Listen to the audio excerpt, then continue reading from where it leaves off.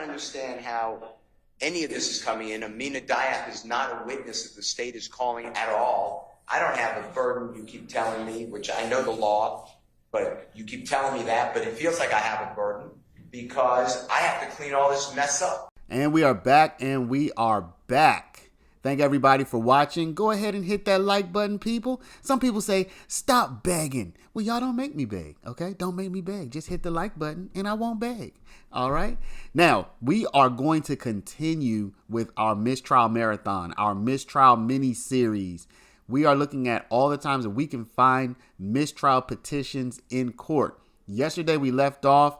We had Miss Bennett testifying, and it looked like a mistrial was like right there. It looked like they wanted to get into some mistrial activity. And of course, they did. So today we're going to start off with D.A. Love questioning Miss Bennett. And we're going to see that the mistrial was right around the corner. And then after that, we're going to go to an officer who's also going to provoke 2 mistrials back to back. One day, mistrial motion. Next day, another mistrial motion. So This video is not too long, y'all. A little bit shorter than the one yesterday, but it is a good sit back and relax. Also, with this Bennett testimony, there was a written mistrial motion, which I am going to put on the screen so that you can see it and you can read it if you are so inclined. So without further ado, thank everybody for watching. Don't forget to like, comment, and subscribe, and let's get into it. Ms. Bennett, did you testify on cross-examination with Mr. Adams that the reason you did not appear in court Tuesday, March 26th, was that you were afraid of Lieutenant Hamilton? Yes, I had blocked him. Did you send to anyone in the district attorney's office a communication stating that you did not go to court because you were in the hospital? Yes, I sent that to Mr. Hamilton. And did you send a communication to anyone in the district attorney's office stating you did not care what the judge said, no one could make you testify, and did you give specific, explicit instructions as to what to tell the judge to do? Objection, compound question. No. I will rule the objection. Did you tell anyone in the district attorney's office that the judge could kiss your ass? No. I told Mr. Hamilton to have the judge to call me so I could tell him I've been harassed. That's exactly what I said. Your Honor, permission to treat the witness pursuant to Brown? I'll allow it. Okay. Thank you. Ms. Bennett, isn't it true? Okay, and I'll overrule the objection. It's already been made. Ms. Bennett, I'm sorry? I'd also like to see these messages that she's referencing that the district attorney has those in possession. That's a different issue, but I'll rule the objection at this point in time. We can take that up a little later. Ms. Bennett, isn't it true that when you met with me the first time, I was with Chief Investigator Randolph when we were at the Wendy's on Moreland Avenue? I don't know his name, but you were with somebody. Isn't it true we met you in an SUV and you pulled up with your 3 sons? With my 2 sons and my stepson. Isn't it true that you described the boys or the young men with you as your 3 sons? Yes. Isn't it true that you told me that one of the children was not yours biologically, but you promised that child you would never leave him? Yes. Isn't it true you were about 2 hours late to that meeting with us? No. Isn't it true that you told us that the reason it took you so long is you were handling another matter with your cousin and a domestic violence situation? Yes. Isn't it true that when I What they first got? asked you... Your Honor, the witness can be permitted to explain her answer. Hold on. Madam, did you have something else you want to say? Yes. Go ahead, finish your I thought. was just going to ask her what my cousin domestic violence got to do with this. Like, see, though I mean, she be. You're being examined, No, so okay. you have to answer the Okay. question. Okay? All right. Isn't it true, Ms. Bennett, that you indicated to us you did not want to speak with us about the 2013 incident? No. Isn't it true that you said, when I asked you or at least when I told you I wanted to speak with you about something that happened to you in 2013, that you told me I've blocked out that entire time in my life. Yes. Isn't it true that you teared up and said that you had gone to prison, and while you were in prison, your mother became terminally ill? Yes. Isn't it true that you said and had on a shirt when we met that was commemorating the date and your mother? Objection, relevance. Overruled. Yes. Isn't it true that you began to, when I asked you, did you ever get counseling? Better yet, did I ask you about counseling? Yes. Isn't it true that you told me that you had wanted to harm yourself because of everything that you had gone through? Yes. Isn't it true that I told you that you should get some kind of counseling for that? You told me you'll help me, but you didn't. Thank you for saying that. So we discussed counseling. Yes. Isn't it true that I communicated with you beyond that via telephone at various times? Objection, vague. I'll rule. I mean, I'll sustain the objection. You can rephrase. Isn't it true that we talked even after that? Yeah, you Isn't it true that I called you to check on how you were doing? and probably like 2-3 times after that. Okay. Isn't it true that I told you that I wanted you to speak with our victim advocates at this office? Objection, Yes. on relevance. Overruled. Objection, facts not into evidence. Overruled. Isn't it true that I asked you about Jeffrey Williams while we were in Moreland in the Wendy's parking lot? Yes. Isn't it true that I asked you whether Micah Anderson and Jeffrey Williams were friends before an incident in 2013? I don't remember you asking me that, but they was. I was going to say that. And isn't it true that you said that they were? Yeah. Isn't it true that you never once said that the incident did not occur? Yeah. Now, isn't it true that you were called down and appeared here in this courthouse in the hallway earlier this year, before this week? Yes. Isn't it true that I came outside and sat down on the bench next to you? I don't remember you sat down, but you came out. Isn't it true that I asked you how you were doing? Yes. Isn't it true that you told me you were beginning to feel like you wanted to harm yourself again? Yes. Isn't it true that I asked you what caused you to feel this way? Yes. Isn't it true that you told me you, Miss Love, you are the reason I'm starting to feel this way? Mm-hmm. Isn't it true that I then left your presence? Yes. Isn't it true that a victim witness advocate came to talk to you? I don't know who it was. Do you recall a young lady about my height with curly hair coming to talk to you?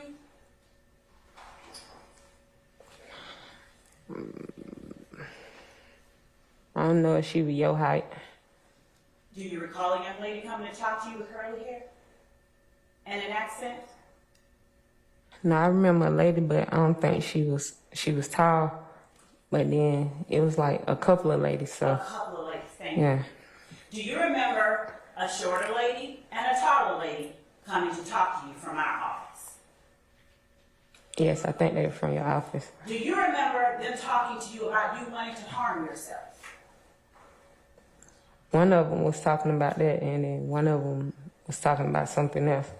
Do you remember them calling the Georgia Crisis Hotline for you? Yes, I think they did. Do you remember indicating that you did not want to wait for them to arrive and you would rather call an Uber? No, Mr. Hamilton told me to leave. He told me to come with him and leave, The lady told me to stay because they called the hotline, and he told me he told her she ain't staying. She finna go. She all right. She all right.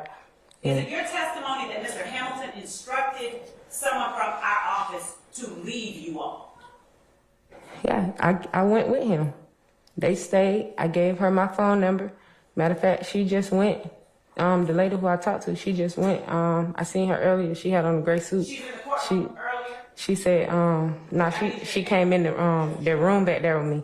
She said she was going to get me some paperwork now, that she was finally getting the paperwork what she supposed to been giving me a long time ago. Was that Miss Kelly?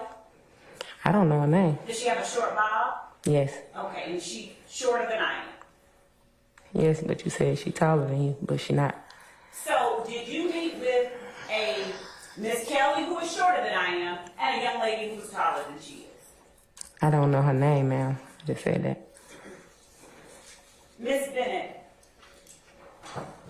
isn't it true that you repeatedly stated you did not want to come in and testify? Yes. Isn't it true that never once did you tell anyone in the district attorney's office that this incident where you alleged that Thug, DK, and Thug's brother robbed you did not occur? Yes.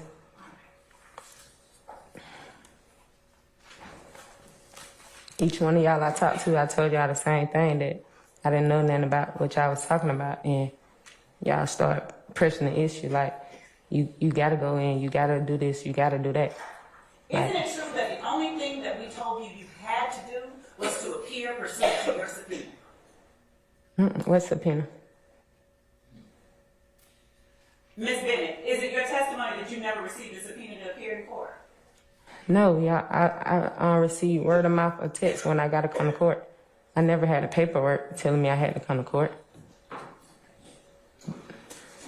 Ms. Bennett, so your testimony is that you were never served a subpoena? Objection, Your Honor, asked and answered. I can't say I was served a subpoena, but I know the first time somebody came and seen me was like last year. And that's when they first talked about the incident, and they showed me a police report. And they was like, to your knowledge, did you make this? And when I read the police report, it didn't make sense. And I told them no. And I don't know his name. And he let me read it, and he was like, do you remember anything like this happening? And I was like, no. And then he had me sign the paper. But he had the police report on top of the paper that he had me sign, so I didn't get to read that paper.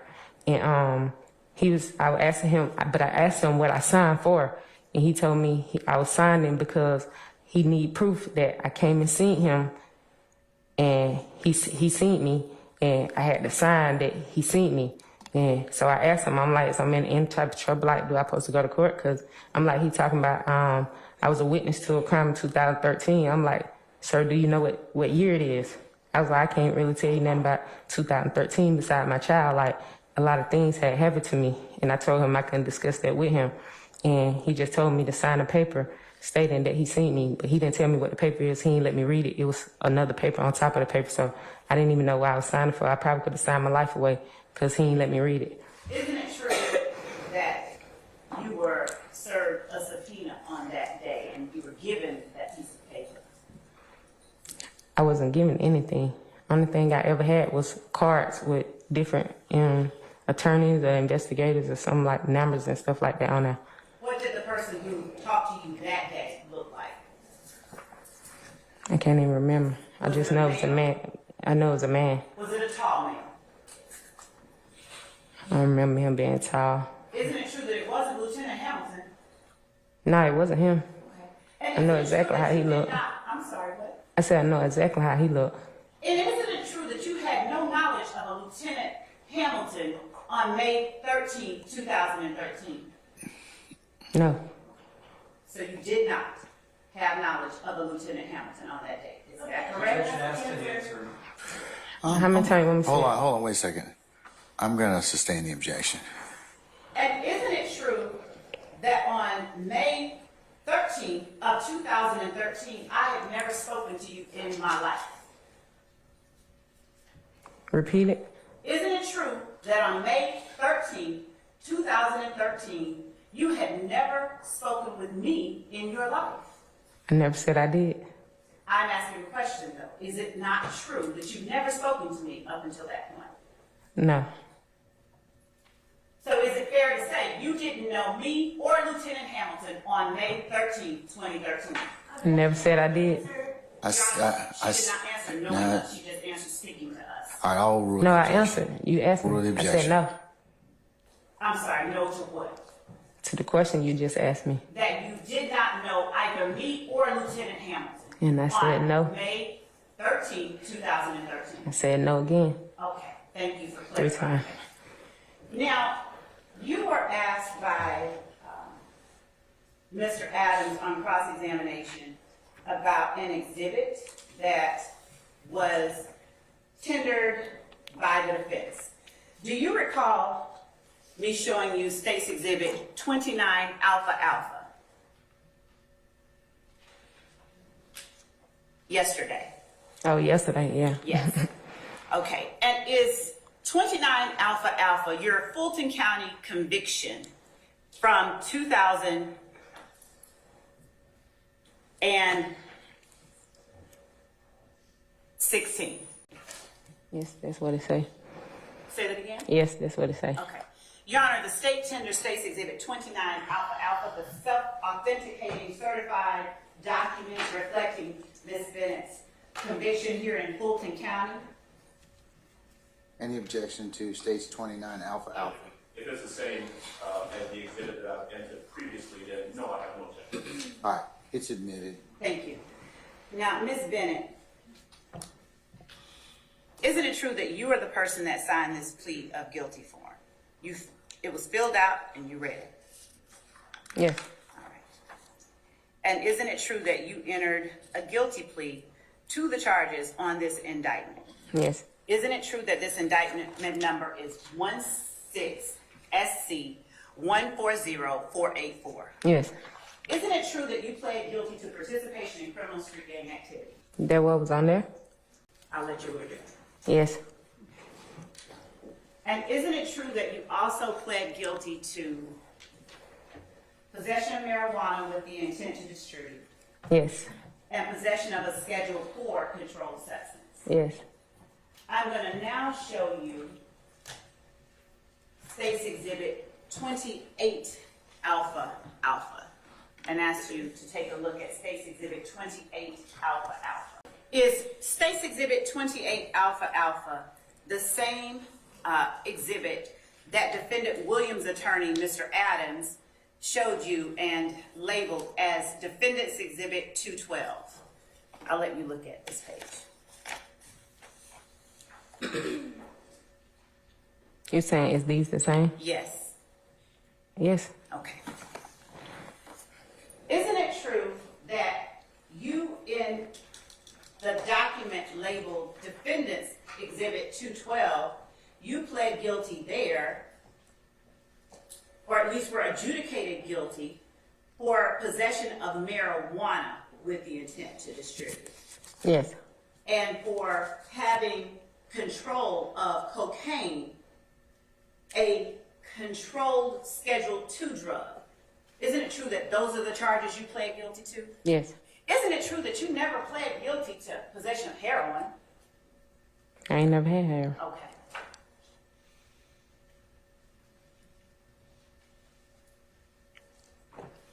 What gang are you a member of? I'm not a member of a gang, but they charged me for it. Which gang did they charge you with being a member of and participating in criminal street gang activity? Of blood gang activity. And which blood gang was that? I don't think they said Which blood gang were you affiliated with? with ABG. What is ABG? They never told me. Who never told you? When I got my charges, they never told me. They just said I was affiliated. Well, anything that my baby daddy was affiliated in, I was affiliated to the same thing. And when you said my baby's daddy, you're speaking of Michael Anderson, aren't you? Yeah. Now, isn't it true that you have shirts and clothing with the letters ABG on them? Do I have shirts and clothing with them on them? Isn't it with the letters ABG on it. Yes, I don't have a shirt with it on there. And on that article of clothing where you have ABG, what does it stand for? It was a rap group. What's the rap group name? I can't think of the name of it. Is it your testimony it doesn't stand for Atlanta Blood Gang? No, I don't think it stands for Atlanta Blood Gang. Are you related to Rayshawn Bennett? No. Do you know Rayshawn Bennett? Yes. Are you all close? No. Did you know Donovan Thomas? No. Did I ask you about Donovan Thomas when we met on Moreland Avenue? I can't remember. Do you remember tearing up when I asked you about Donovan Thomas? Oh, no, yes. Okay. You said, oh, nut, yes. So, Yeah, I had to think about who you said. all right. Is Nut the name that you called Donovan Thomas? Yeah, I knew him by a real name too, but I didn't hear what you said. Okay. How long did you know Donovan Thomas? For a long period of time. Since you were what age, approximately?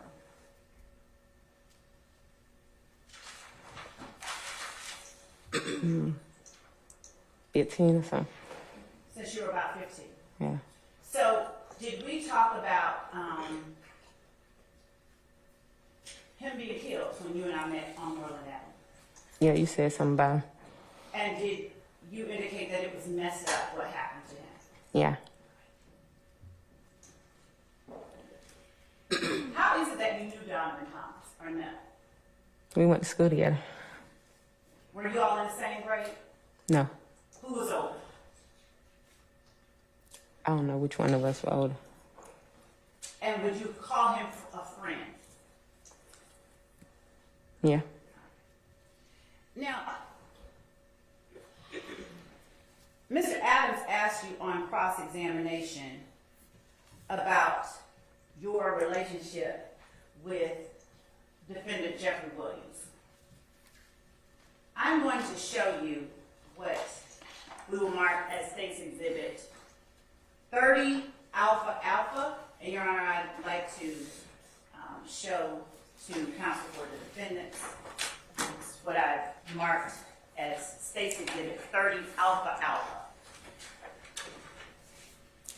I'll just give them the copies of it. Here you go. You can keep it.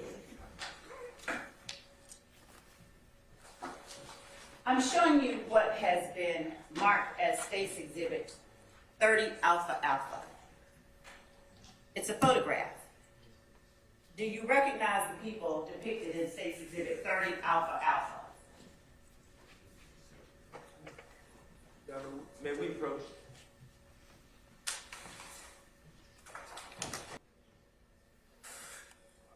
Your Honor, can you, if you agree with this, can you please enforce the following? I believe that there is discovery that we're entitled to. I'd like to have it before Ms. Bennett leaves. I know I'm not doing the cross, but I heard about text messages under 1716-4A. We should get the written, because that's a written communication with a witness. And then I'd like the court to enforce the Brady rule, Brady versus Maryland, because what I heard is that this witness had a conversation with the district attorney and maybe Investigator Randolph about Donovan Thomas and teared up. We're charged with assisting in the murder. That goes to her potential bias. I heard that Miss Love was causing the witness to feel like she is going to, God forbid, commit suicide. That goes to the witness's mental state. We're entitled to that. And then I'd ask you to, it's the second time, Miss Love in front of the jury this time. Last time it was not in front of the jury. She said that there will be no witness to testify that there were drugs stolen by Buck. This is not her quote, but this is what she was talking about. And that then there is no one on the witness list to do that. She doesn't know that. And it's not true. It's the second time I say, because it's the same thing with accusing me of not being candid with this honorable court about Mr. Bean going to Grady Hospital, which he did. I knew he went to Grady Hospital. The court knows he went to Grady Hospital. Everyone knows that, but Ms. Love says there's no evidence about it whatsoever.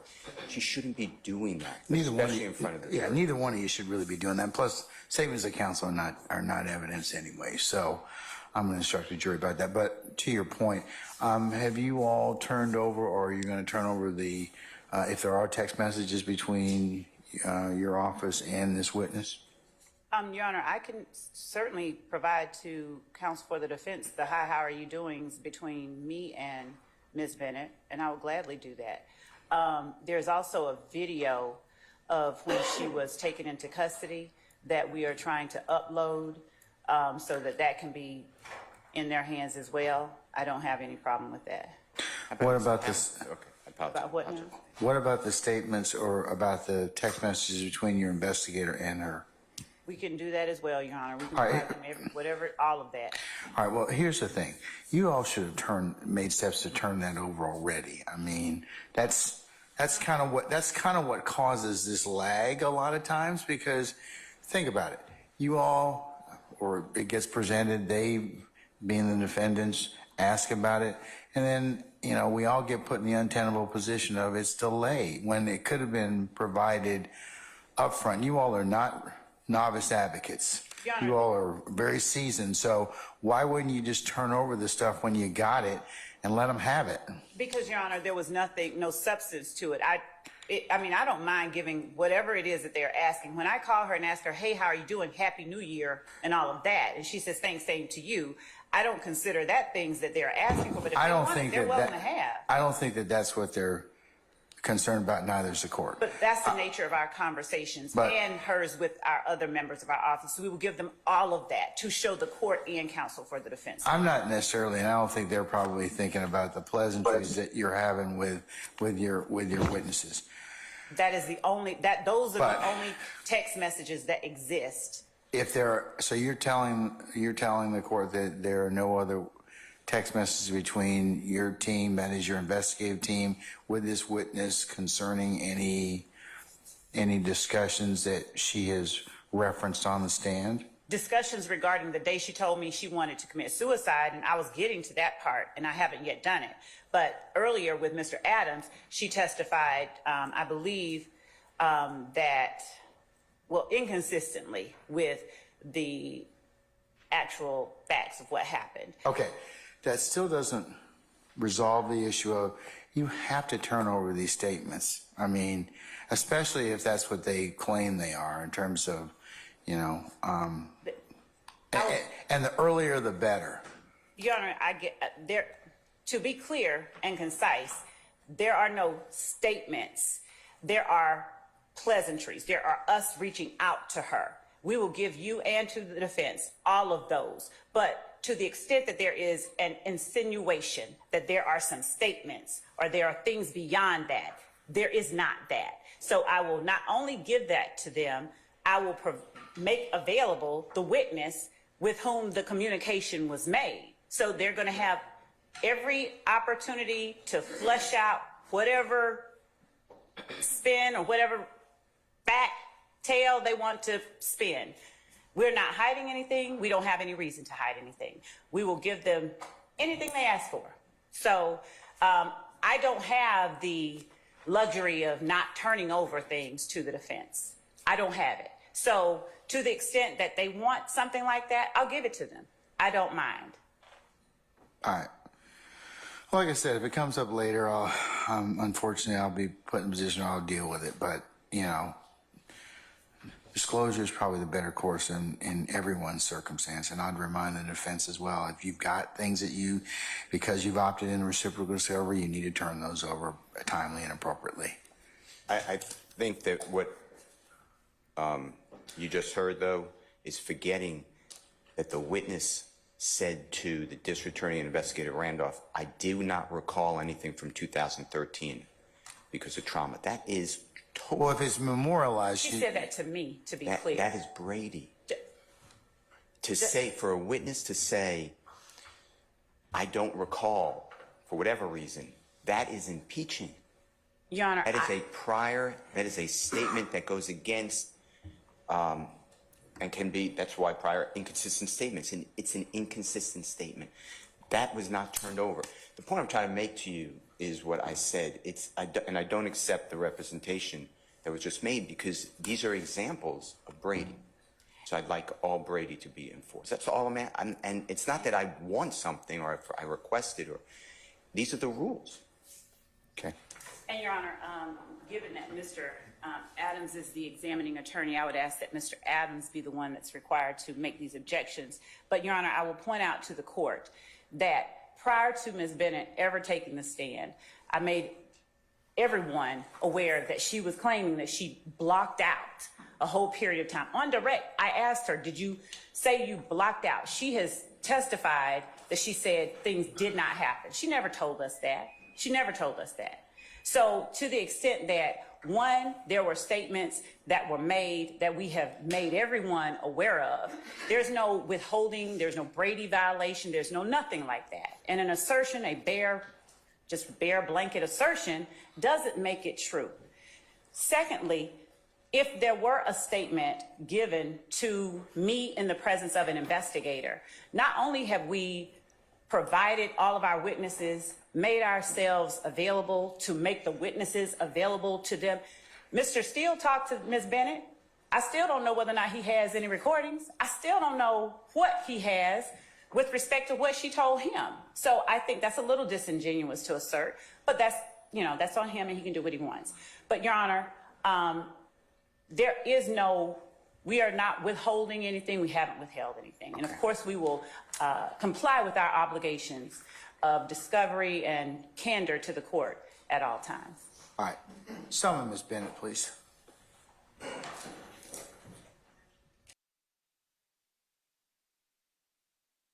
At the earliest opportunity for the court to consider. I believe that from listening to the conversation between the prosecutor and Ms. Bennett, the prosecutor has interjected her personal knowledge and of facts of this case and has become an unsworn witness. And that's a big problem. And that's what it's called, unsworn witness problem, because the lawyer is making factual assertions without being sworn. And when the lawyer is a prosecutor, that error goes to the heart of fundamental fairness and due process of law, and thus is a constitutional issue. And Mr. Williams and the others cannot receive a fair trial, because what has really happened, Your Honor, and this, I'll give you the cases, what really happened is now the jury has to determine, is Ms. Bennett truthful or is Ms. Prosecutor truthful? And that's not the way it's supposed to be. A lawyer shall not assert personal knowledge of facts in an issue except when testifying as a witness. Generally, the law prohibits a lawyer from acting as an advocate at trial where the lawyer is also becoming a witness. There is no doubt that assertions of fact from counsel as to the content of prior conversations with a witness have the effect of making a witness of the lawyer and allowing his or her credibility to be substituted for that of the witness. This practice is improper. And Your Honor, in Turner, T-U-R-N-E-R versus Louisiana, that's 379 U.S. 466. It's at 472 through 473. It's 1965 U.S. Supreme Court. In a constitutional sense, trial by jury in a criminal case is necessarily implies at the very least that the evidence developed against the accused shall come from the witness stand in a public forum with full judicial protection. Not yet. With full judicial protection of the accused's right of confrontation and cross-examination by counsel. It's also a bar rule, and it's Georgia Rule of Professional Conduct 3.7 comment 2, and as well as a Georgia Rule of Professional Responsibility and Conduct 8.4A1. A lawyer cannot do indirectly what it cannot do directly, meaning the lawyer can't take the witness stand and become the advocate, and that's exactly what happened now. There are private conversations that we have not heard about between Ms. Bennett and the prosecutor. Ms. Bennett alluded to that on 2 occasions and said, you breached your word to me because they're supposed to be private. I don't know what those conversations were, except one is definitely dealing with a parent, it sounds like. There were several series of questions by the prosecutor. Isn't it true you told me? And then a separate section was, isn't it true that I told you? And whatever it is. And here, the prosecutor at issue repeatedly and specifically referenced conversations between herself and Ms. Bennett in a vehicle and on a courthouse bench, with the prosecutor repeating the statements. The prosecutor relied upon her own unsworn repudiation or statement of what the witnesses' statements were, and we cannot confront her. In United States versus Locascio, L-O-C-A-S-C-I-O, and that's 6 F 3rd 924 at 934, Your Honor. It's a Second Circuit 1993 case. Your Honor, this is the John Gotti case. The Second Circuit wrote that the unsworn witness problem arises when the attorney was a participant in events to be explained at trial, and therefore the attorney may convey firsthand knowledge of events without being sworn as a witness, and therefore not subject to cross-examination. That is not allowed. Mr. Williams asserts that he is entitled to cross-examination of the prosecutor, because now what has happened is the prosecutor has put the state, the weight of the state, the pride of the state of Georgia behind her words, and we can't cross-examine her. This is from Dillon, D-I-L-L-O-N versus Kentucky. It is 475 Southwest 3D, page 1, 2015. The lawyer is not excusable in making any statement of fact outside of the evidence in which may be in the slightest degree prejudicial to the rights of the accused. In this case, the Commonwealth's attorney, not as a witness, made a statement of fact which flatly contradicted the witness in the minds of the jury. It made the witness look like she is perjuring herself. There was a plain course for the Commonwealth's attorney to pursue, either to introduce himself or Judgin, says Horman, H-O-R-M-A-N, as a witness to contradict. But in seeking to take this course, he should have kept silent as to what occurred in the witness room, for the reason that a repetition of it, not under oath, in the hearing of the jury was incompetent evidence and of the character very damaging to the rights of appellant, which doubtless left an unfavorable impression in the minds of the jury, notwithstanding the admonishment of the court. Your Honor, in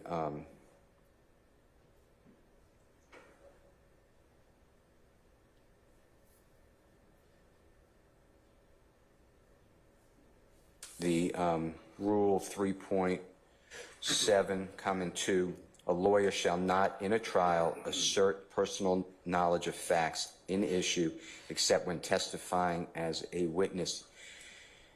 Generally, a lawyer must be prohibited from acting as an advocate at trial where the lawyer is likely to be a necessary witness. I'm raising that early.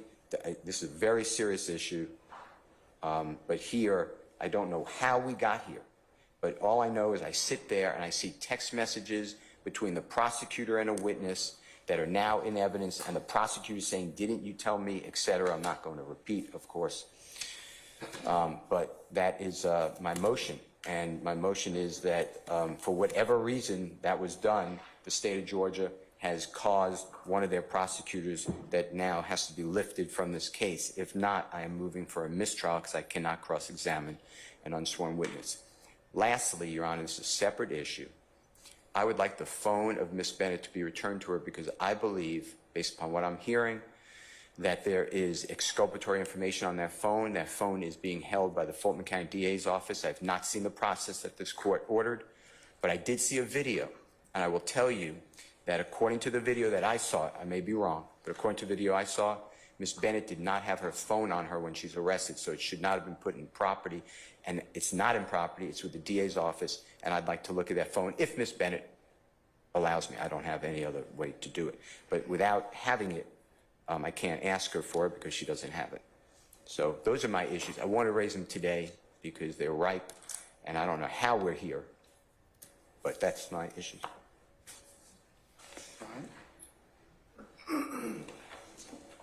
Your Honor, as this is a matter that Mr. Steele has brought up before this court orally, we would ask that the court require that he reduce or place his motion in writing so that the state may properly respond.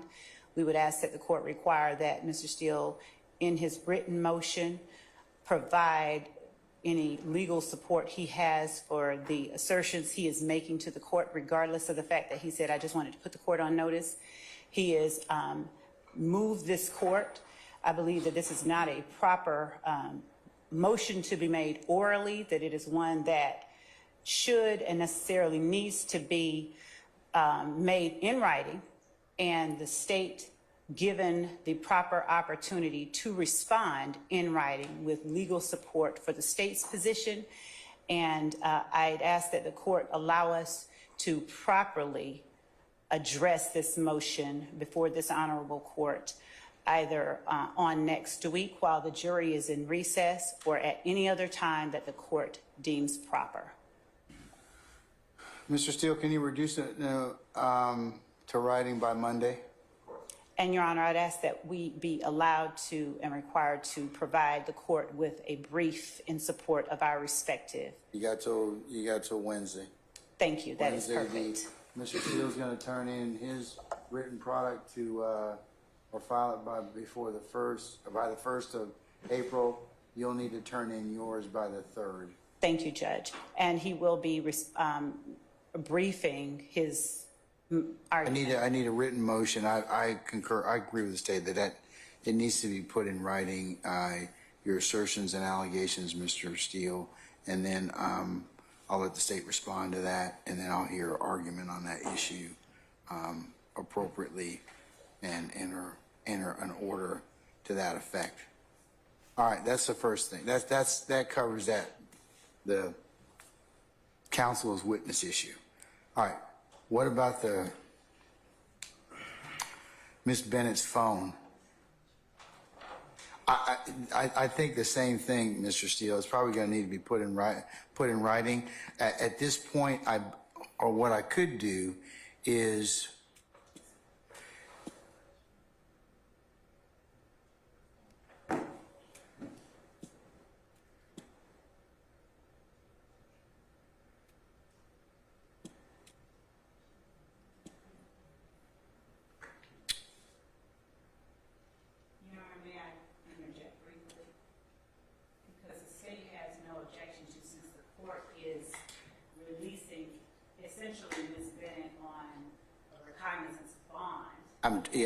I was going to say. Her phone back. We are not at all about to turn it over to Mr. Steele, but we would have to.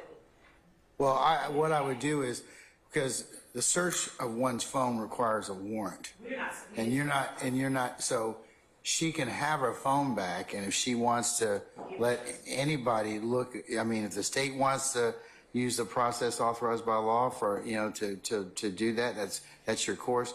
I think then, but the defense, the only thing they can do is just ask Ms. Bennett if we can take a look at what's in her phone. That's her call. So, but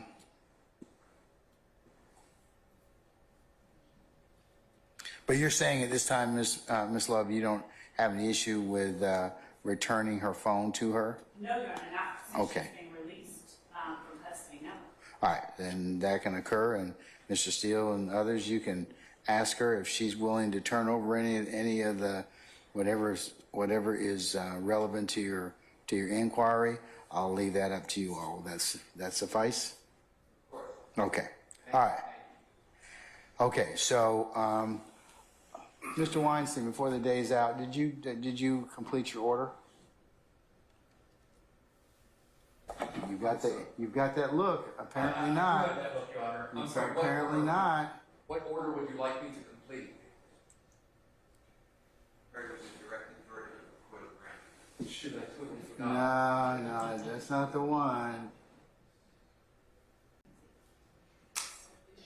The order for Mr. Kenrick on the motion that we had about 2 weeks ago. The Jackson Deno.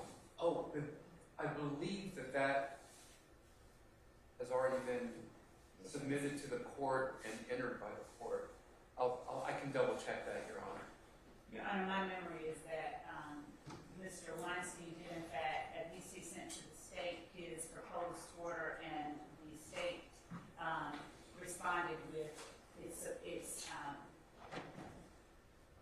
requested amendments to that order, and I believe that an order was entered. All right. Thank you, sir. You're welcome, Your Honor. Okay. All right. Don't scare me like that, Your Honor. Please. Okay. Go ahead and call Miss Bennett, please. Just have her stand inside the door.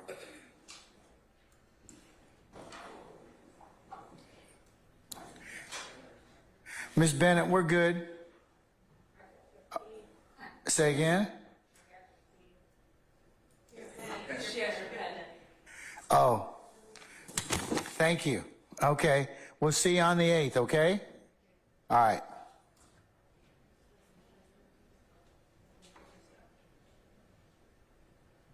All right, you should tell her that she's going to get her phone back. We will? Okay, all right. Okay, is there anything else I need to take up with you all? Other than the schedule for Tuesday will be, and that's Tuesday the 2nd of April. I plan to take up Mr. Williams' motion limine number 2 related to Baker versus the state, recently decided. I plan to take up, related to that, Mr. Shart's motion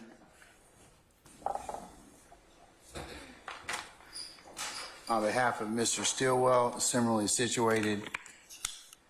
I plan to take on a motion to redact the conviction of Mr. Winfrey and the motion for the recordings of Mr. Derek Wise, as well as the motion and amended motion filed by Mr. Apt. All right. Do you want to renew my motion for severance based upon prejudice? And another 105 instruction? And a 105? Okay, all right. Okay. This is an unindicted act that we are now going forward with for a number of days and will continue to go forward for a number of days. The prejudicial spillover is enormous, Judge. And now we're getting into issues that relate to whether or not the lead prosecutor in this case is required to be recused, none of which it can be laid at the feet of Mr. Nichols. So again, I strongly urge the court to grant a severance on behalf of Mr. Nichols. Okay, for the reasons I've stated otherwise and been stated earlier, I'll note your motions. I'm going to deny them. I'll give you a continuing objection, sir. The female that answered the call first, did you ever identify or learn who that person was? At that 1990 phone number? Yes. I believe it's going to be one of Jeffrey Williams' relatives, female relatives, a sister.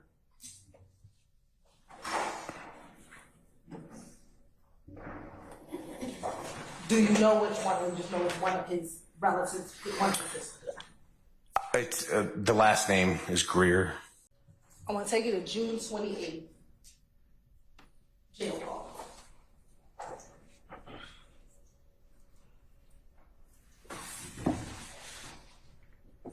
For the record, what is the date and time of this call? June 28th, 2015, at 15:27 hours, so that's 3:27 hours. Or PM, excuse me. 3:27 PM. In the morning, he said he did all the stuff he supposed to do. He emailed these people, called these people, but he figured that Monday morning is when he gonna probably hear something. Who you heard that from? Hey, call Manny for me. I heard that from Denver. Call Manny, then call. You talked to OJ, or nephew?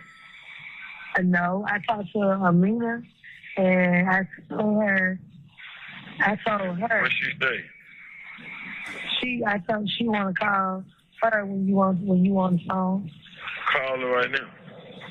Hold on.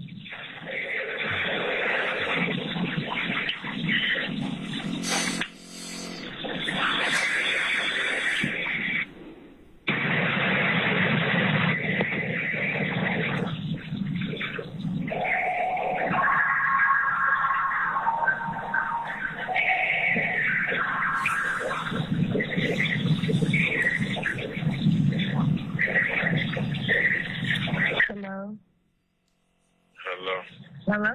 What's up? What's going on, Jack? I ain't doing shit. These people put me in 23 and 1, but I'm supposed to be getting out of here in a couple of days. But my lawyer came and talked with me, and they indicted me and got me 30 charges. You say he what? I said I talked with my lawyer. They came to see me. The people indicted me on the 25th, and they gave me 30 charges, like 15 counts of aggravated assault, street gang, all that bullshit. Did my lawyer call you? You said, did who, the lawyer? Yeah. Nah, but my traffic attorney, Kevin, said that his friend, his best friend is your attorney. Yeah, what did he say? Is he a good attorney? Yeah, well, I know Kevin is great, so I'm assuming that his friend is good too. Yeah, so I got to get the people on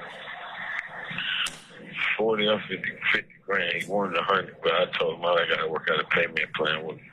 So I was going to try to borrow 25 from y'all, and then I was going to, because I got a little money from the insurance he left me, that my uncle left me, and I was going to give him the other 25 that way.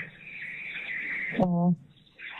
Yeah, and when I was telling the nephew, that's the day they pulled me out. They made me come to PC, and, shit with the DA, all them people trying to come up here and fuck with a motherfucker missing. I ain't said none of that.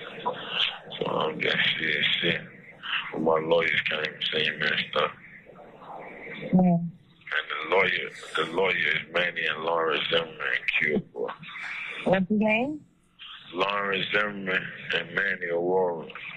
And the dude clear Lawrence. Yeah.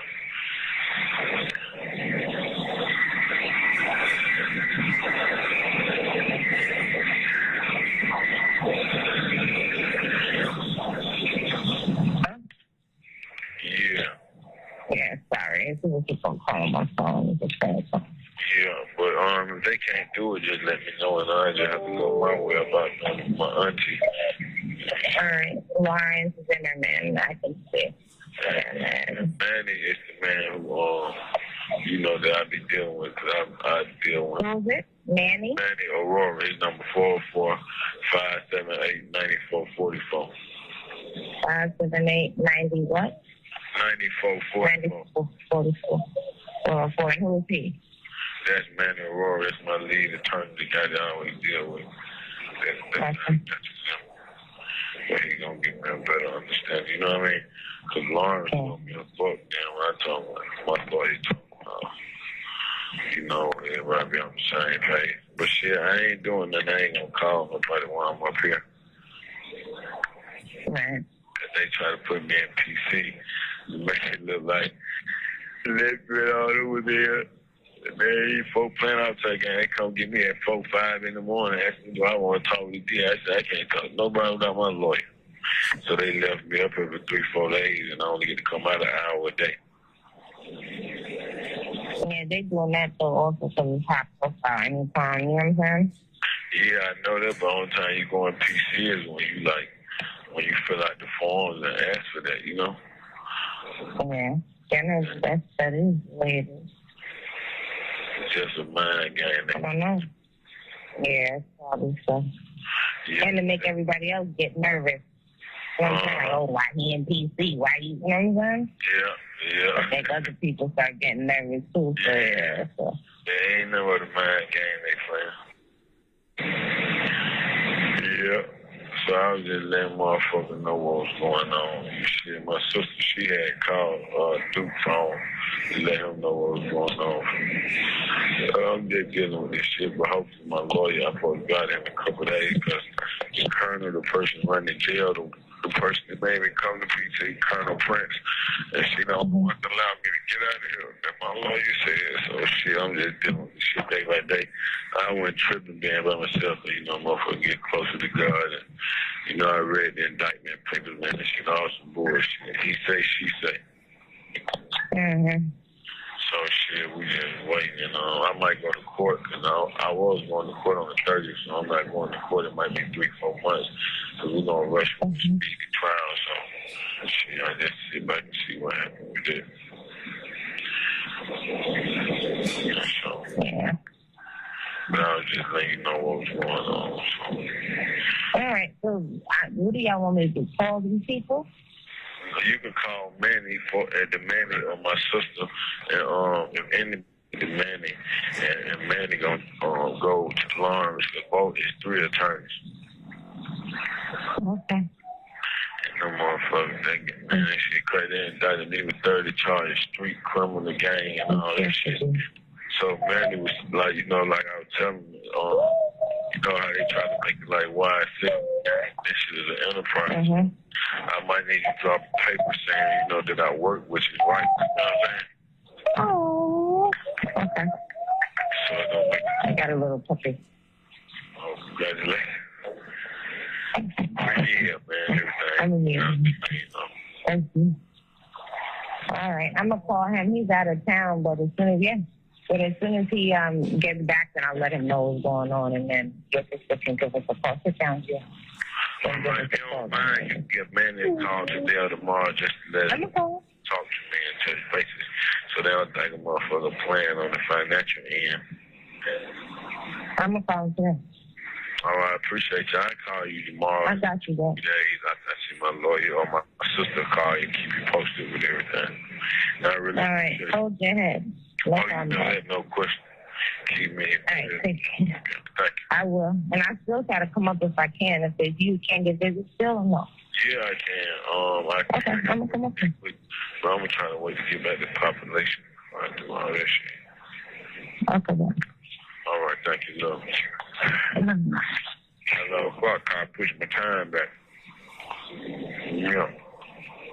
But Carl Duke on there indicted me. When that shit was, a couple of hours, man, indicted me. I got 30 motherfucking charges.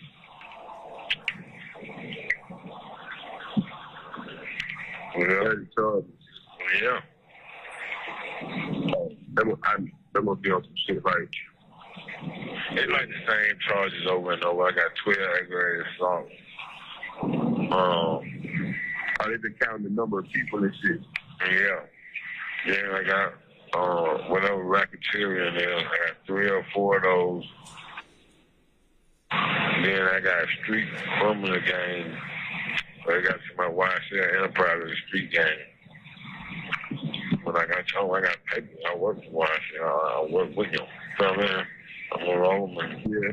Yeah, got turned all about the Lil Bird, man, Lil Wayne lawsuit, all that bullshit. Yeah. But that was going on.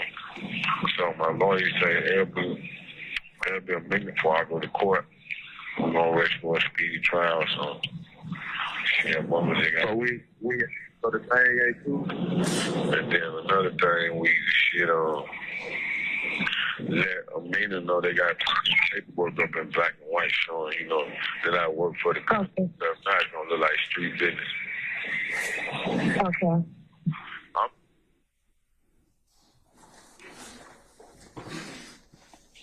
Now, in listening to that call, a couple of questions. Did you hear him reference an individual named Amina? Yes. Okay. And had at this time Amina come up in your investigation? Yes, and the subscriber records. And for what records was she the subscriber on? It was the 1990, and there was the other phone number, 95. 90, the other one's leaving me at the moment. But yes, 2 of the AT&T records that came back as YSL Enterprises. She was the registered party.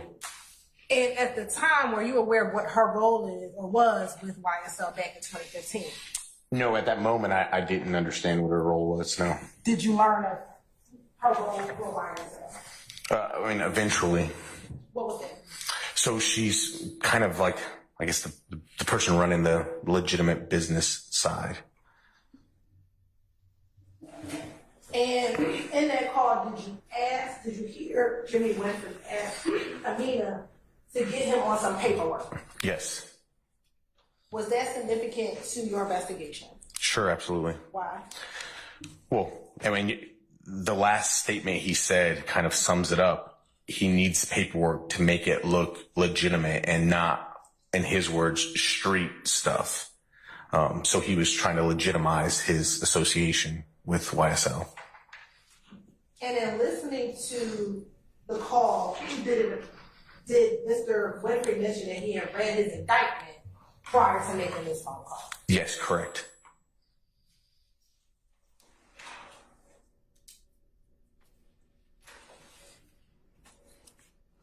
And at the time, do you know what he was charged with in the indictment? Yes, of course. What were the charges that he was charged with? So he was charged with 12 counts of aggravated assault. He was. Sure, I would object. Basis. It's hearsay. The indictment itself is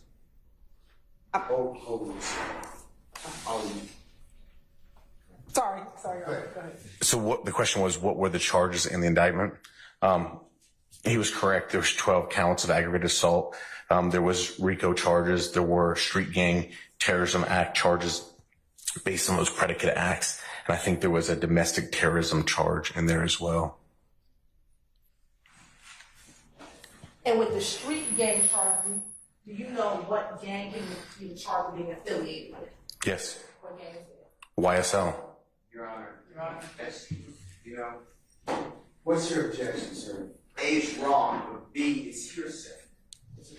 It is this statement of the document. I didn't hear the What's your objection basis, Mr. Sharp? This statement of the document, the indictment does not say that. I didn't.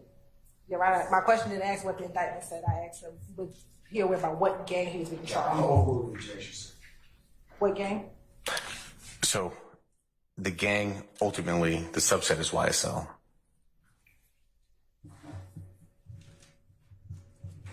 And you use it. Yes.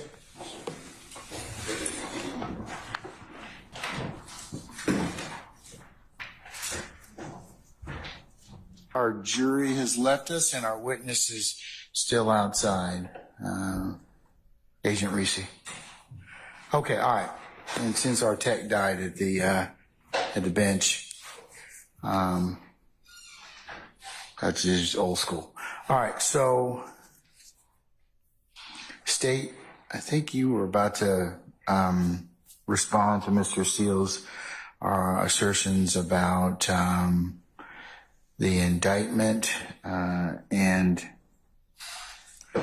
YSL being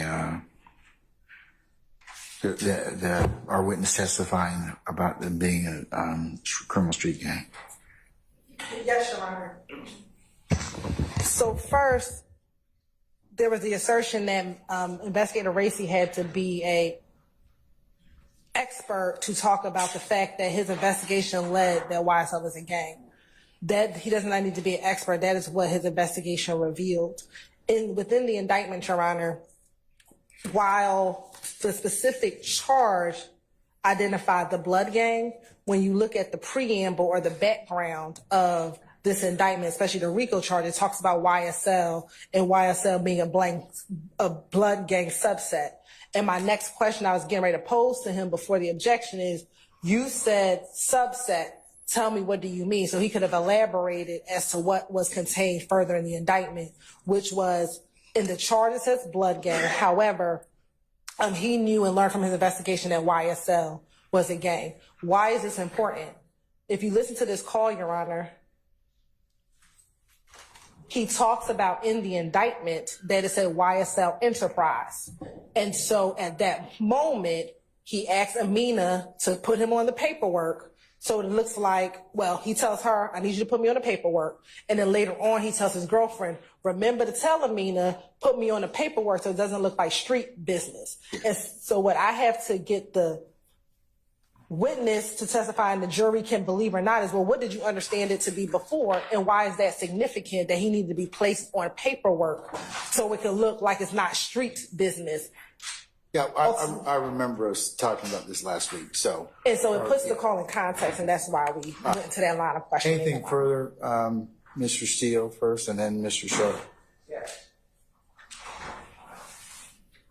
Because I did cover this last week. We covered this already. So, Your Honor, I don't understand how Mr. Williams is having a trial that's fair. I'm sorry. I don't understand, from my perspective, Mr. Williams is not having a fair trial. I cannot cross-examine Mr. Winfrey. Now, this witness is telling us what he means by having things not look like street items. Shit. I remember. Okay. Okay. So I don't understand how any of this is coming in. Amina Diak is not a witness that the state is calling at all. I don't have a burden, you keep telling me, which I know the law, but you keep telling me that, but it feels like I have a burden because I have to clean all this mess up. And if you choose to do so, sir, and that's your characterization of it. So the indictment, quote unquote, redacted, is a farce. This thing has, I don't know if you looked at your copy, there's blanks here that identify Jeffrey Williams. I mean, you'd have to be a deceased person not to realize that the indictment is charging Jeffrey Williams in it. And the state just goes on like, this is no big deal. You know, I have a big deal. This entire case should have witnesses who are competent to be cross-examined, and they don't. I, again, object. This gentleman is testifying. He has no basis in saying what Jimmy Winfrey meant or didn't mean. The recording, because of your ruling, speaks for itself. He shouldn't be able to interpret it, just like I can't interpret it. And it was never even done. What the jurors won't know is that Amina Diab didn't give any paperwork at all. In fact, what they don't know is that Jeffrey Williams, because the state won't probably play it, a recording with Jeffrey Williams where this detective asked Jeffrey Williams, does Jimmy Winfrey work for you as your road manager? And Mr. Williams laughs and said, are you ridiculous? I have real legitimate people. So all of this is the state of Georgia getting out a theory that is not based in fact, and it should not come into this courtroom. This entire, since the state has been allowed to say, does this help the investigation? This case has gone south. Maybe it was south already, but it has gone so south, I can't do anything. Those are all my objections. I'm moving for a mistrial. I have no idea why this gentleman got to say Amina Diak works on the legitimate side of the business. We're presumed innocent. He has no right to say that. And then this indictment is all hearsay under the Brown case, State versus Brown, which the Honorable Court agreed with, yet the state's using the indictment as a weapon. They're saying it says it in the indictment. Mr. Winfrey played Alfred. He's not testifying. You let it in as a statement against his penal interest. Well, that's only against him. He's not on trial. It can't be a co-conspirator statement because it is a statement that does not further any supposed conspiracy because it spills the beans. So for all of those reasons, I mean, we could just use one, but for all of those reasons, I named 3, 4, 5, or 6, I'm respectfully asking the court to strike all of his testimony that goes into anything anyone else said and the investigation, and let's wipe this slate clean, and please, I just want to go forward and have people to cross-examine. This is the second time you've made the same argument, sir. I understand it, and it's your right to do so. All right. Unless you have anything else, Mr. Sharp.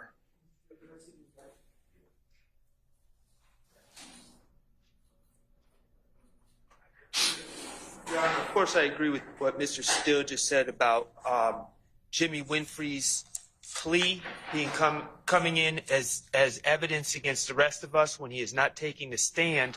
But I'm going to go one further than Mr. Steele, because in their line of questioning, they are asking about the indictment that Jimmy Winfrey pled to. And the jurors are following what they're talking about. They're asking about the indictment, their indictment, the plea. And then they say, and what gang was involved? And then the investigator's going to say YSL when we can all look at this indictment, which shouldn't be coming in evidence, in my estimation. But if we're going to let it in over our objection, at least let's be honest about what it says. It doesn't say YSL. He pled to the count. The preamble say YSL? He pled to... Does the preamble say YSL? Preamble? Does the preamble... Answer my question, please. Sure, the preamble does, but okay, not all right. count. So you have to read. Okay, you have to read the preamble in conjunction with the count. It's just like it's similarly situated to the preamble that you have in this indictment. Okay, but he pled to specific counts, Your Honor. Okay, but that doesn't mean that the factual predicate of the preamble doesn't apply, right? Well, I suggest. Does it apply or not? I disagree with you completely. Does it apply or not? No, it doesn't. Okay. It does not. He pled to specific counts. And the state really missed an opportunity because they should have made this indictment 3 times as long, and they could put the whole story, the whole narrative in this document that we are not defending ourselves against, and we cannot cross-examine, and they could have put it even more in front of the jury. Just the way we're going to Okay. All right. Your second argument as to this as well. Okay. Anything else, Ms. Hilton? Your Honor, I think the state has said it. Given the jail call that we just listened to, Mr. Winfrey himself referenced the indictment and referenced him reading of it. And so all of my questions followed through based upon that jail call. Given that this was an open pending investigation at the time that this jail call was made, this is relevant area of what was relevant to Agent Racy at the time where he heard this jail call, which is there was an indictment, it was open, and now in the midst of his investigation, Mr. Winfrey is asking to be put on the paperwork. We can infer it's the legitimate side of the business. Now, if Mr. Steele wants to argue that Ms. Diop was not a part of the legitimate business, they've been arguing throughout this entire trial that YSL is a music label. So that would be the legitimate side of the business. If their argument is no longer that doesn't exist, then we can move on. But for the purpose of this call references him trying to get put on paperwork so it doesn't look like street business. Paperwork, legitimate, street business, not legitimate. And so we are trying, this became relevant to him, Your Honor. And given all the reasons that we have stated before, this wasn't spilling the beans. This was him trying to cover the conspiracy, which was him shooting at the bus involving Mr. Dwayne Carter. So for all the reasons stated, Your Honor, we would exit. You said overrule the objection. I'm going to overrule the objection, Mr. Steele. I will give you a continuing objection. I'm going to note that you've moved for mistrial once again. I'll also note that you have asked the court for a mistrial again before the positing of the next question. Now, looking at the screen, what is the date of this call? October 22nd, 2015. And we can go ahead and publish.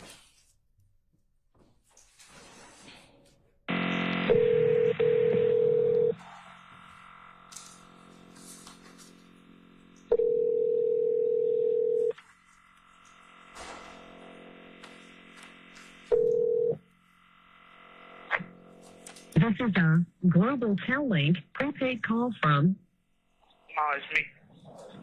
An inmate at the Cobb County Adult Detention Facility. This call will be recorded and monitored. Your IGS account balance is $29.69. If you have questions or complaints about this call, please call customer service at 1-800-231-0193. To hear the cost of this call, press 8 now. To accept this call, press 5 now. This is a Global Tel-Link prepaid call from it's me. Your ITS account balance is $29.69. Complaints about this call, please call customer service at 1-800-231-0193. To hear the cost of this call, press 8 now. To accept this call,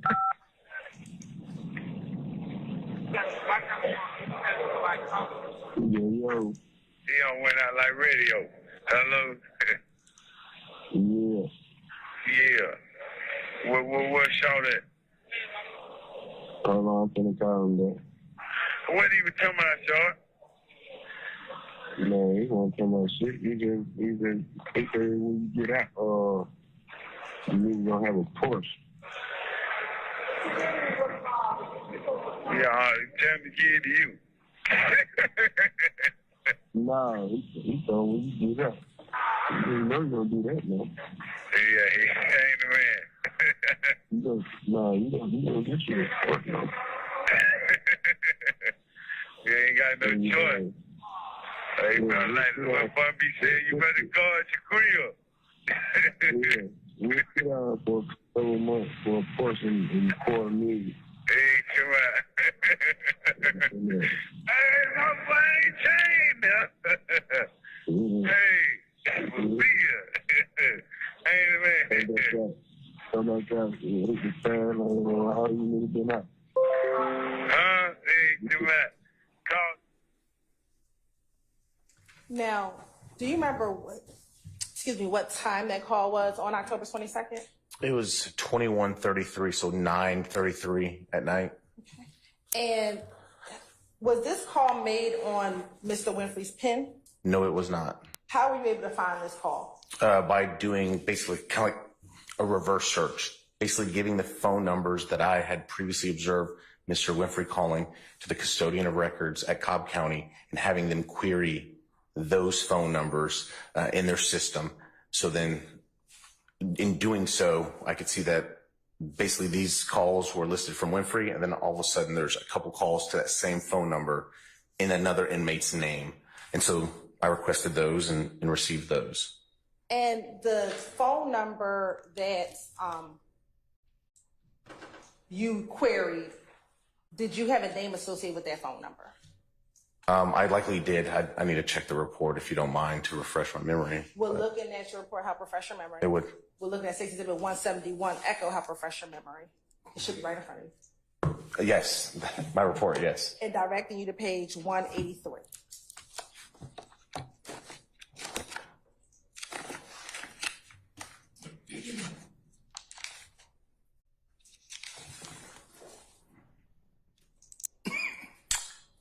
Okay, yes. Who was the, is your memory refreshed? Yes, yeah. Are you going to want me to memorize that phone number to repeat it for the record? No, Okay. just the name that was associated with the number. I put it as Shad, or I think we heard Rashad or Shad, something to that effect. I put Shad in my report. And in listening to the previous jail calls that we listed yesterday, was that name Shad familiar to you, given some of the other calls? I'll sustain the objection as to form. You can rephrase. Had you heard the name Shad prior to listening to this call? Yes. Where? On other jail calls. Were those jail calls we heard yesterday? Those are some of them, yes. In your review of the jail calls, did you hear more calls with this individual by the name of Shad? Yes, that's correct, yes. Now, why was this call significant to you? I heard a money value and a valuable car being discussed in it. What was the money value you heard? $250,000, $250,000. And what was said about the $250,000, $250,000? Basically, when he gets out, he'll have a Porsche purchased for him and $250,000. Now, was that Winfrey who said it, or was that Shad who said that to him? Shad that said that to Winfrey. Now, sitting here right now, do you know if Jimmy Winfrey was ever paid $250,000? I don't know that. Do you know if he ever received a Porsche? I don't know that. Sitting here now, do you know if he ever received any compensation? I don't know that information.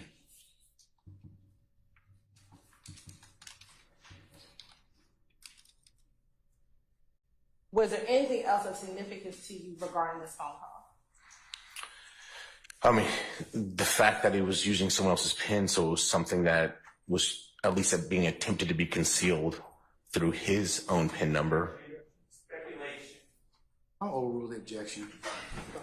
Yeah, so that's pretty much it. That there's my interpretation was there's a reason why it was used on.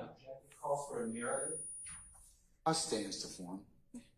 What was your interpretation of him calling under a different PIN number? Objection.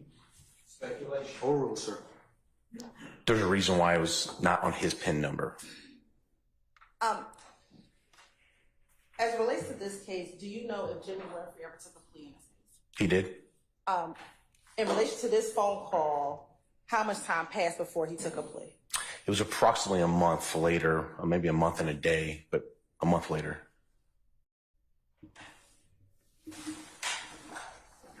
Sir, do you have an objection? Yeah. We approach. Yes.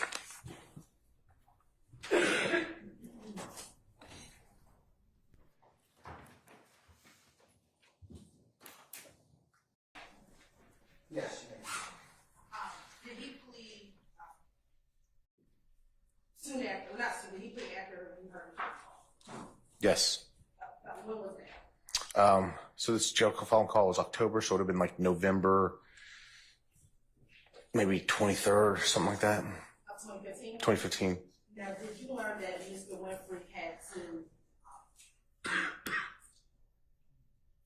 that something occurred, he had to take another plea Yes. on the same case? Same case, yes. When did that occur? That was like at least the following year. It was sometime after that. Yeah, probably sometime after that, like the next year. It definitely wasn't 2015.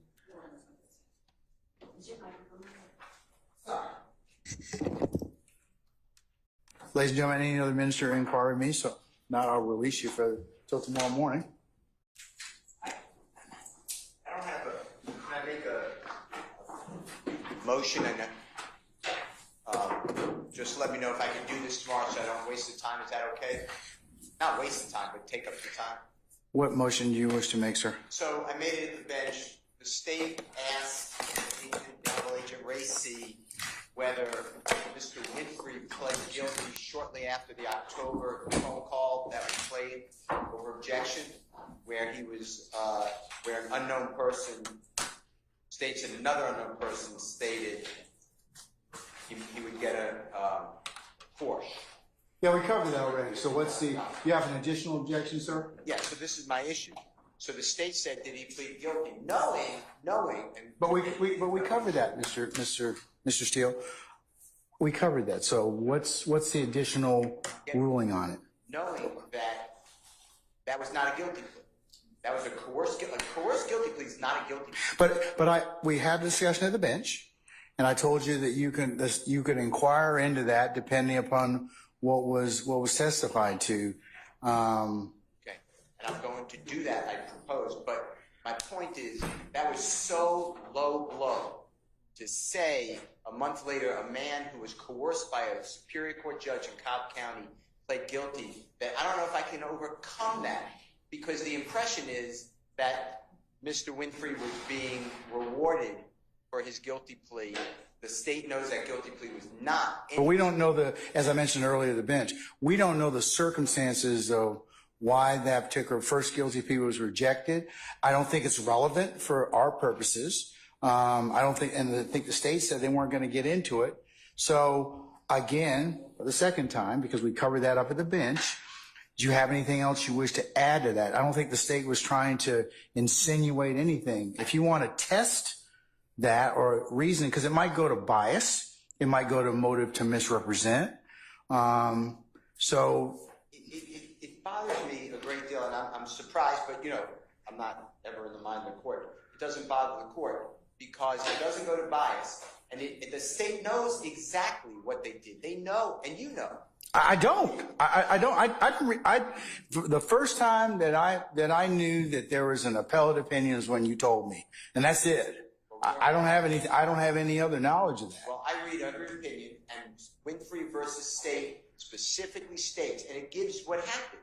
that the Honorable Judge Staley in Cobb County coerced a human being to enter a guilty plea. For the state of Georgia to say, did he plead guilty a month later, that to me is beyond the pale. And I would like the court to... I think that that's just them asking. They're not asking why, which would be improper. But because it gets into evidence that would be not relevant for this particular proceeding. I'm like twisted in my mind. I might be tired, but I don't follow. It should have never come in. It did come in. Now I have to deal with it. You tell me I'm cross. And I don't think you're conflating, Mr. Steele, the bottom line basis as to why the initial guilty plea was rejected by our appellate court. I'm telling you that I don't know what the basis of that. I still don't know because I didn't read the opinion. The state didn't solicit that or elicit it from the witness. They only just said, hey, he pled guilty on another thing a month later. But the relevant portion that the court heard was the fact that if the jury wants to believe it, is the why as to what Mr. Winfrey may or may not have gotten. And that's the only thing that I heard at this point in time. I think that, from being a person who loves what we do and loves the courts, I think it's offensive to say and have an agent testify that a guilty plea occurred when everybody knows or should know that guilty plea is not a guilty plea. It is struck, vacated. Okay, and Mr. Steele, I'm kind of just telling you that the reason and rationale is not, that would be totally improper for us to get into. Okay. I would agree about that, but I don't think that was the state's intention in asking that question. So I'll note your concern for purposes of the record, okay? Okay, so I'm going to make a proffer then for about 10 seconds if I may. And I understand what you said. Of course, I'll follow your rule. But I was going to ask Agent Racy, I was going to take the opinion, and I would be perfect to the opinion. And you stated that this man pled guilty. The man actually wanted to go to trial. He could say yes or no. The man was then told by Judge Staley that she doesn't see him winning. She knows the people in Cobb County. They will not like him. He will go to prison. He's going to be sentenced for X number of years, whatever the opinion says, and then he can answer the questions. And I will then ask the court to strike that testimony again like I did earlier. I understand you're telling me it's not relevant. I believe that it should never come in the first place, and the state of Georgia has misled the jury. He did not plead guilty a month later because we do not recognize that as a guilty. When I say we, our system of what we call just was not. It was perverted. Okay, all right. The state, hold on, Mr. Matthews. The state wish to be heard on that issue. Yes, Your Honor. Yes, Ms. Hilton. Your Honor, first I want to direct the court to an order that was entered on April 9, 2024, in which there was an order in which we cannot discuss the appellate process. What is a fact is that Mr. Winfrey pled a month later. What the state asked, which was my next question, and I forget how I phrased the question, did he have to plea again to the same charges? And he said yes, approximately a year later, to show that there was something that occurred and he had to plea again. But the fact remained that 1 month later, he took a plea. Now, the reason why it was overturned, or the reason why that is the appellate process in which the court has ordered that we cannot discuss and that we cannot get into. What Mr. Steele is speaking of is the reason why it was overturned. That is not for this jury to determine. They can know he pled once and then he had to plea again, which is the plea that we had. Because what I can imagine is on cross-examination, if I did not ask that question, they would have crossed him on it. And so what I did was ask him about a fact, which was a fact, and then did something else occur later on, which is also a fact. And if Mr. Steele is going to go into what occurred during the appellate process, he's going to be assuming facts, not in evidence, because that we never asked him anything about the appellate process. When did I enter that order? On April 9th, 2024. Okay, all right. So I've already dealt with that issue, Mr. Steele. I note your objection, so I don't believe that those questions would be relevant for this inquiry based upon my order. So, but I'll note your objection for the record, okay? Of course. No, all right. I appreciate your kindness. Can I have 2 more statements for this, though? If you don't mind. I understand the ruling. I just want to make 2 more statements. Yes. Okay, thanks. First one is, I don't know how the state can say I was going to, or anyone, maybe I shouldn't speak for other people. I never had a conversation with the prosecution that I would ever cross-examine a witness on a coerced guilty plea. You made a proffer, that's all. I mean, I don't think we need to spend more time with it, but I'm good. They took the wind out of the sails. I never, ever was going to do that. Number 2, based upon your ruling, I understand it, and I just like you to, I'm going to move for a mistrial because I can't cross in it. If it's denied, can you just do what I've been doing? I'll deny the motion for mistrial. I'll go ahead and grant you, I will note that you've asked again for mistrial before the positing of the next question, which you've done. All right. Mr. Matthews, did you have something you wanted to tell? Yes, I just wanted to chime in on that issue that's just been addressed by the court. I wanted to. Which issue, sir? That the Honorable Mr. Steele addressed with the court. Which one? The guilty plea. Okay. Or lack thereof. Okay. So essentially, Your Honor, when the state had Agent Racy on the stand, they started with the jail call. They played the jail call, give you a Porsche and a $250,000. Then they identified this person shot. What did you hear him say? Heard a $250,000, Porsche purchase. What was significant about that call? And then, Your Honor, the state said, now did a month later did Jimmy Winfrey plead guilty? In the testimony, the response was he pled. Mr. Steele made an ask to approach. We approached. He made his points at the bench. After he approached, that's when the state furthered their question and said, hey, did something occur a year later, and did he take another plea? So that was afterwards. So in my mind, Your Honor, that sequence of questioning by the prosecution led the jury to assume and conclude that it was after he heard a $250,000, after he heard that a Porsche was going to be given to him, he pled a month later. And I don't think we can unring that. And again, the Winfrey versus State 304 Georgia 94, what Mr. Steele is saying, which I tend to agree with, is that after that Supreme Court reversed that plea, it was not a plea. It was not a guilty plea on that date when he initially pled a month later, because it was reversed. And it was reversed because the Supreme Court determined that the judge improperly, under Uniform Rules of Superior Court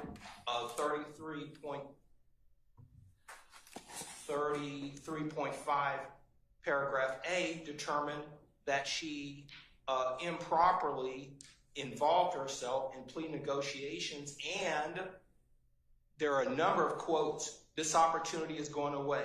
Okay, what does that have to do with the issue of what was just presented? I get it. The guilty plea was faulty for whatever reason. And the state knew that. And they had a responsibility to know that. This is very But we covered that on order on the 9th. We covered that at the bench. Mr. Steele already went through it. Do you have anything new you want to tell me? Just that on the 9th, the state knew that. They knew that before they asked that question this morning. Anything else, sir? So I'm intimating to the court that door has been opened in our estimation. The court will have to rule on it. I don't believe that door has been opened. I believe that at this point in time, it's going to stay closed. Okay? But I'll note your objection for the record. Thank you, Judge. All right. We're in recess till tomorrow morning at 9:30. I'll see you all then, okay?